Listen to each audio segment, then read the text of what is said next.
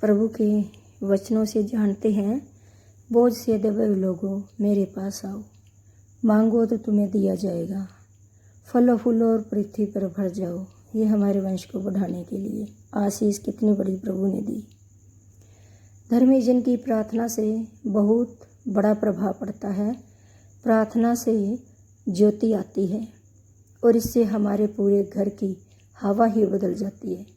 और प्रभु कहता है कि हे सब परिश्रम करने वाले और बोझ से दबे हुए लोगों मेरे पास आओ, मैं तुम्हें विश्राम दूंगा। मेरा जुआ सहज व हल्का है, इसे उठा लो, इसे अपना लो। लेकिन हम अपना जुआ डर, भय, चिंता, बीमारियों का खुद ही उठाते हैं, इसलिए हमारा छुटकारा नहीं होता।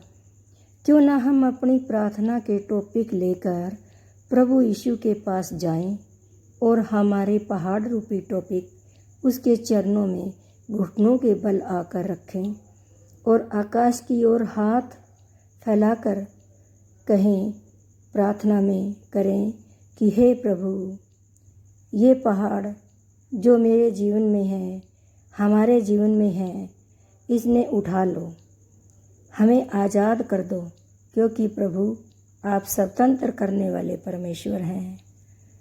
हम पर दया करो प्रभु, हम तेरे पास आए हैं पूरे घराने सहित। प्रभु दया कर, प्रभु अनुग्रह दिखा, तेरा दया करने वाला परमेश्वर है। तू सर्वशक्तिमान परमेश्वर है, स्वर्ग का तू राजा है। तू हमारे घर को अपनी पवित्र आत्मा द्वारा अपने लहू से सुरक्षित कर, ताकि हम सुरक्षित रहें और तेरा धन्यवाद कर सकें। मत्ती 7:7 में प्रभु ने वचन दिया कि मांगो तो तुम्हें दिया जाएगा, खटखटाओ तो तुम्हारे लिए खोला जाएगा। तुम मांगते नहीं हो। प्रभु की योजना को समझें।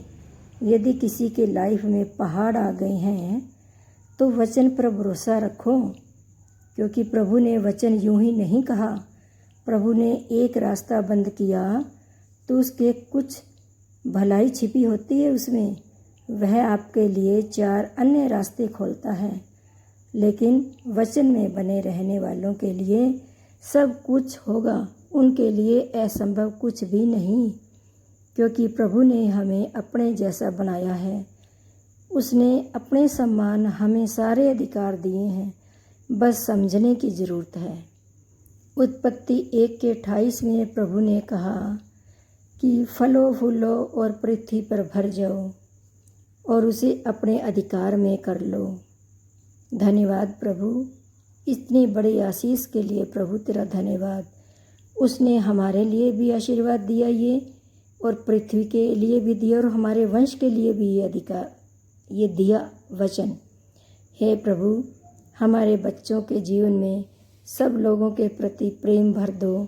उन्हें हर तरह की बुराई और खतरे से सुरक्षित रखने के लिए प्रार्थना करते हैं कि प्लीज़ प्रभु बच्चों को बुद्धि, विवेक और समझ दो, ताकि वे अच्छाई और बुराई में फ़र्क समझ सकें, सही दिशा में तेरी योजना अनुसार चल सकें। उन्हें पढ़ाई लिखाई में मदद करना, बच्चों का जीवन खुशियों से भर दो प्रभु। हमारे वंश को बढ़ाओ मेरे प्रभु। अपने बच्चों को बाइबल पढ़ने के लिए प्रेरित करें प्रभु। 3 यूहन्ना 1:4 में कहता है कि मुझे इससे अधिक कोई खुशी नहीं होगी कि मैं यह सुनूं कि मेरे बच्चे सच्चाई के मार्ग पर चलते हैं। धन्यवाद पिता परमेश्वर, अपने बच्चों को सच्चाई के मार्ग पर चलाने के लिए। धन्यवाद प्रभु इस प्रार्थना के लिए। आमीन।